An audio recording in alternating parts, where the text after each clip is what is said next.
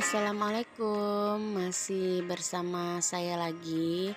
Dan kali ini ada di weekend, tepatnya hari Ahad tanggal 16 Oktober 2023.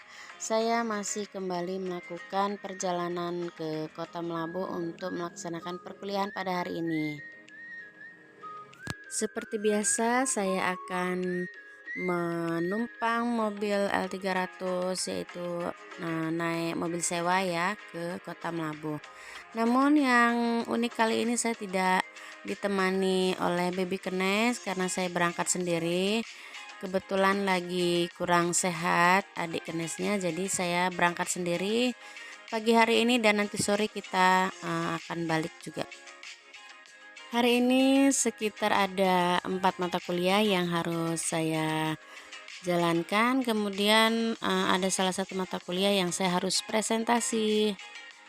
Baiklah teman-teman, untuk selanjutnya kita ikutin terus ya perjalanan saya melaksanakan perkuliahan menyambung ke S1 Pendidikan Anak Usia Dini. Berbicara tentang anak usia dini sangat luas sekali cakupannya, dan di sini saya ingin berbagi sedikit kepada teman-teman tentang berbagai materi yang saya pelajari di perkuliahan kali ini untuk kita sama-sama belajar dan berbagi ilmu tentang seluk-beluk dunia PAUD ya. Salah satu materi yang ingin saya bagikan kepada teman-teman di sini adalah tentang perkembangan anak usia dini. Di dalam perkembangan anak usia dini itu banyak juga cakupannya, diantaranya ada perkembangan fisik, perkembangan bahasa, perkembangan kognitif, perkembangan sosial emosional anak, dan lain-lain sebagainya ya. Pertama kita akan membicarakan tentang perkembangan fisik pada anak usia dini. Perkembangan fisik adalah dasar bagi setiap individu untuk mencapai kematangan dalam aspek perkembangan. Oleh karena itu, perkembangan fisik pada anak usia dini menjadi indikator yang sangat berguna bagi para pendidik untuk kemudian menerapkan berbagai implementasi pembelajaran yang sesuai pada tahap perkembangannya. Di sini perkembangan fisik pertama kita akan melihat tentang perubahan bentuk badan.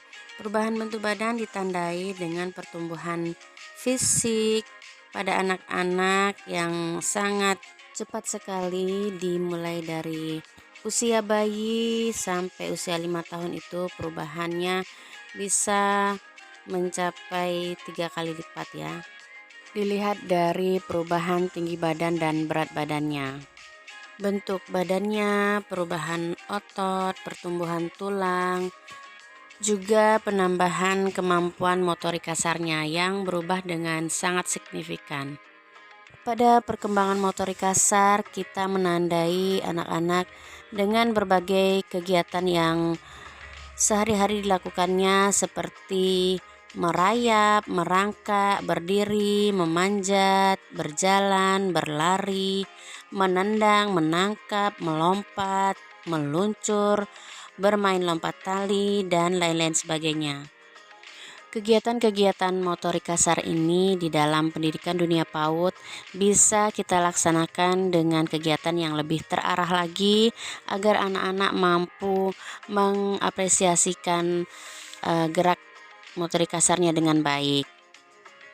Kegiatan-kegiatan apa saja yang bisa kita lakukan di dalam dunia pendidikan PAUD, yaitu berjalan dengan berbagai gerakan, mencari jejak, berjalan seperti bintang, berjalan naik turun tangga, berbaris, melangkah, berjinjit, berjalan seperti gerakan kuda lari, berlari seperti pecutan kuda, berjalan di tempat, lompatan kanguru, melompat dengan trampolin kecil, melompat seperti katak, berjalan dengan papan titian maju, mundur ke samping, membawa benda, dan lain-lain sebagainya.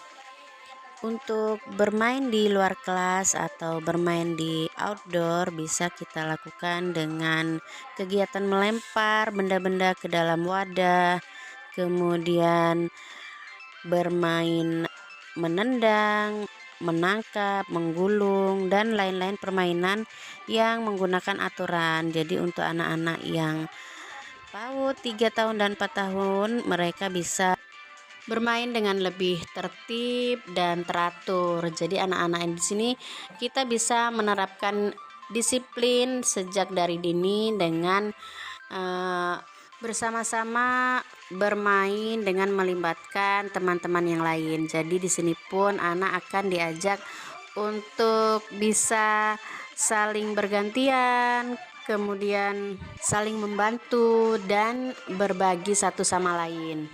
Demikianlah beberapa kegiatan yang membantu anak untuk mengembangkan motorik kasarnya.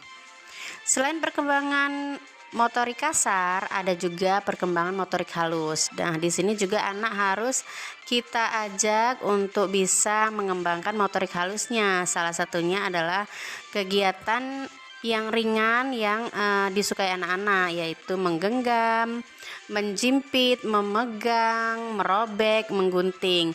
Jadi kegiatan ini biasanya kita lakukan di pendidikan anak usia dini untuk mengembangkan aspek motorik halusnya.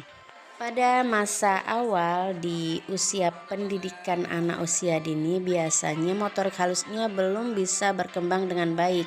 Oleh karena itu dalam hal ini diperlukan beberapa alat yang membantu untuk mengembangkan motorik halusnya, seperti kertas, tongkat, spidol, pensil, dan lain-lain sebagainya. Adapun kegiatan ringan yang dapat dilakukan oleh anak, contohnya merobek. Jadi di sini kita membutuhkan kertas, kemudian kita mengajak anak untuk merobek kertas menggunakan kedua tangannya, lalu bisa kita mengarahkannya untuk menggulungnya. Kegiatan ini kita lakukan berulang-ulang pada tahap pertama pendidikan anak di usia dini agar perkembangan motorik halusnya bisa berkembang dengan baik. Selanjutnya kita beralih ke perkembangan bahasa pada anak usia dini. Perkembangan bahasa pada anak usia dini ini kita latih dengan berkomunikasi secara ringan dan menggunakan bahasa yang mudah dipahami anak. Pada tahap ini kita bisa mengajak anak untuk memulai mengenal huruf-huruf abjad dari huruf vokal dan huruf konsonannya. Dari sini kita bisa mengajak anak untuk mengikuti masing-masing bunyi dari huruf tersebut. Jadi anak bisa kita latih untuk menyebutkan bunyi-bunyi huruf menggunakan huruf vokal. Selain mengenal huruf, berkomunikasi yang baik dan efektif pada anak usia dini bisa juga menambah kosakata baru mereka dengan cara membacakan buku cerita atau dongeng yang menarik yang sesuai pada tahap perkembangannya. Tahap selanjutnya perkembangan pada anak usia dini adalah perkembangan kognitif. Pada perkembangan kognitif di sini kita melihat kompetensi dan hasil belajar yang diharapkan pada anak di mana dia mampu berpikir secara logis, berpikir secara kritis, dapat memberikan alasan, mampu menyelesaikan setiap masalah yang dihadapinya, dan menemukan hubungan sebab akibat dalam memecahkan masalah yang dihadapinya. Menurut pakar psikologi anak yaitu Piaget mengemukakan bahwa terdapat dua proses yang mendasari perkembangan kognitif individu anak dalam memahami dunia, yaitu pengorganisasian dan penyesuaian. Hal ini dapat kita sederhanakan dalam kegiatan pembelajaran pada anak usia dini. Dari situ kita dapat melihat sejauh mana anak-anak mampu mengeluarkan gagasan dan mengimplementasikannya kepada bentuk karya ataupun dalam bentuk sikapnya. Dengan begitu kita dapat menilai bahwa perkembangan kognisi anak berkembang dengan baik atau sebaliknya. Tahap selanjutnya adalah perkembangan sosio-emosional pada anak usia dini. Pada tahap ini, sering kita dapati emosi anak antara satu dan lain sangatlah berbeda-beda. Tentunya hal ini dipengaruhi oleh banyak hal antara lain lingkungan keluarga, lingkungan bermainnya, bahkan usia anak itu sendiri. Aspek perkembangan sosial emosional pada anak usia dini diharapkan memiliki kemampuan dan potensi serta hasil belajar yang ingin dicapai, yaitu kemampuan mengenal lingkungan sekitarnya, mengenal alam, mengenal lingkungan sekolah, mengenal lingkungan sosialnya, peranan di dalam masyarakat, dan menghargai keberagaman sosial dan budaya yang ada di lingkungan sekitar anak, dan mampu mengembangkan konsep diri, sikap positif, memiliki kontrol diri yang baik, dan memiliki rasa empati pada orang lain. Disinilah pentingnya peran pendidik pada anak usia dini, di mana para pendidik dituntut untuk mampu mengarahkan anak-anak beradaptasi dengan lingkungannya dan mengontrol emosinya pada setiap permasalahan yang dihadapinya.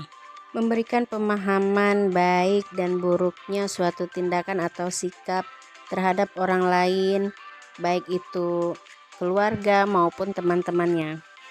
Pendidik hendaknya juga memberikan kesempatan kepada anak untuk mengekspresikan emosinya dan menyalurkannya dengan tepat.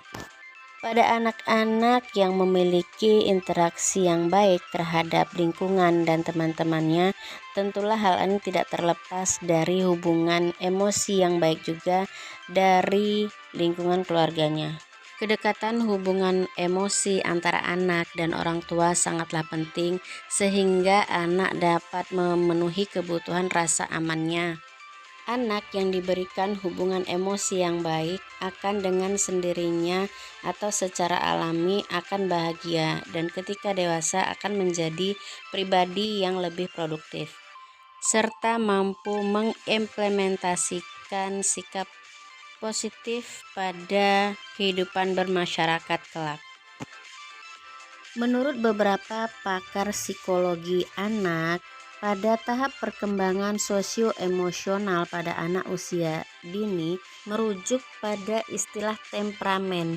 Temperamen merupakan karakteristik bawaan yang mempengaruhi anak dalam berinteraksi terhadap situasi tertentu dan bereaksi terhadap lingkungannya. Adapun temperamen anak dapat dilihat dari beberapa sikap anak, diantaranya anak muda atau easy child, yang kedua anak sulit atau difficult child, yang ketiga anak perlu penyesuaian atau slow to warm up child. Pada anak muda atau easy child, beberapa sikap yang dapat kita lihat. Yang pertama adalah memiliki mood atau suasana hati yang cenderung stabil dan positif. Kemudian memiliki respon yang baik terhadap hal-hal baru dan perubahan yang ada. Cepat mengembangkan pola makan dan tidur yang teratur, mudah menerima jenis makanan baru, mudah tersenyum pada orang asing, adaptasi terhadap lingkungan yang baru, dapat menerima rasa frustasi tanpa terlalu gusar, beradaptasi dengan cepat terhadap rutinitas baru dan aturan permainan yang baru. Pada anak sulit atau difficult child, pertama sikapnya dapat kita lihat yaitu mood yang mudah berubah-ubah serta cenderung negatif, misalnya sering menangis dengan keras namun di lain waktu bisa tertawa dengan terbahak-bahak. Kurang mampu merespon adanya hal baru dan perubahan yang ada. Pola makan dan tidur yang tidak teratur, merasa curiga pada orang asing, berinteraksi dengan rasa frustasi melalui temper tantrum, kemudian beradaptasi yang lama pada perubahan dan rutinitas yang baru. Sedangkan untuk anak yang perlu penyesuaian atau slow to warm up child, di sini sikap yang bisa kita lihat adalah jarang berinteraksi dengan emosi, baik positif maupun negatif. memiliki respon yang lama terhadap perubahan dan hal-hal baru. Pola makan dan tidur lebih teratur dibandingkan dengan difficult child, namun masih di tahap easy child. Menunjukkan respon awal yang negatif terhadap stimulus baru, secara berangsur-angsur akan menyesuaikan stimulus baru apabila dimunculkan secara berulang-ulang dan tanpa tekanan. Demikianlah 3 sikap temperamen yang merupakan karakteristik bawaan pada anak yang dipengaruhi oleh lingkungan keluarga dan lingkungan sekitarnya. Nah, demikianlah teman-teman beberapa aspek perkembangan pada anak usia dini yang sudah saya bagikan ke teman-teman. Semoga sedikit dari penjelasan saya bisa memberikan manfaat untuk teman-teman sekalian. Secara garis besarnya dapat saya simpulkan bahwa pendidikan anak usia dini merupakan pendidikan yang paling mendasar dan kedudukannya sebagai golden age atau pada masa emas anak-anak ini sangatlah strategis dalam mengembangkan berbagai sumber daya manusianya ya. Jadi rentan usia anak di masa golden age ini sekaligus memberikan pengaruh yang sangat positif apabila semua perkembangan-perkembangan di segala aspeknya, yaitu perkembangan kemampuan kognitifnya, kemampuan fisiknya, motoriknya, kemudian kecerdasannya, kemampuan bahasanya, sosial emosionalnya, bahkan dari perkembangan spiritualnya juga sangatlah berpengaruh ya. Jadi di sini semuanya memang harus kita gali, harus kita kembangkan semaksimal mungkin karena memang secara alamiah perkembangan anak itu sangat berbeda-beda, baik intelijensinya, kemudian kreativitasnya, minat dan bakatnya, kemudian dari segi kematangan emosinya, kepribadiannya, kemandiriannya, jasmani dan sosialnya itu sangat berbeda-beda setiap anak. Jadi bagaimana kita sebagai pendidik mampu memberikan pemahaman dan memberikan latihan-latihan pada anak didik kita di pendidikan anak usia dini. Semuanya bisa kita implementasikan pada pembelajaran yang bermakna sedini mungkin. Baiklah, demikian dulu pemaparan dari saya.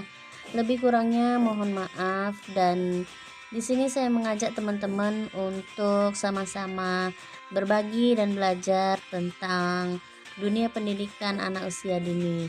Jadi buat teman-teman yang mempunyai pengalaman-pengalaman ataupun ingin berbagi pengetahuan-pengetahuan, boleh juga di komen di bawah ya di video ini. Jadi itu merupakan masukan juga buat saya dan buat teman-teman yang lain juga, kita bisa belajar bersama.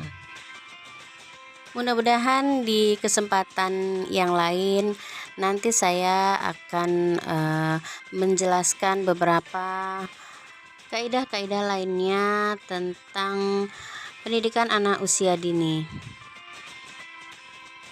Nah, inilah perjalanan saya dalam satu hari ini, di mana tadi pagi saya berangkat menuju kampus, kemudian sore hari saya balik lagi ke tempat tinggal saya. Jarak yang saya tempuh cukup jauh ya, jadi sekitar waktu perjalanannya itu antara 1 jam sampai 1,5 jam menuju ke kampus, kemudian dengan menggunakan mobil sewa, yaitu angkutan lintas kabupaten yang ada di kota saya. Jadi saya berharap bahwa video ini memberikan inspirasi juga buat teman-teman untuk terus semangat menuntut ilmu dan mengambil peran-peran kecil sesuai kemampuan kita. Insya Allah sedikit kontribusi yang kita berikan dalam dunia pendidikan di negara kita ini akan memberikan dampak yang baik bagi perkembangan pendidikan dan kemajuan anak bangsa. Baiklah teman-teman, terima kasih banyak ya buat yang sudah menonton. Sekian dulu dari saya. Wassalamualaikum. Bye-bye.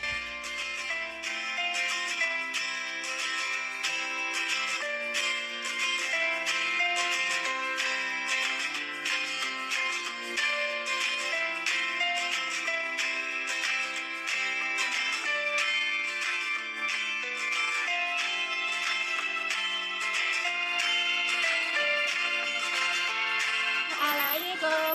Nomor nangis dia. Halo. Ini cengeng. Kok nangis ada di belakang. Iya, oke. Ya ya ya ya. Ini belum sinda ini. Jual. Hola kucing. Tidur.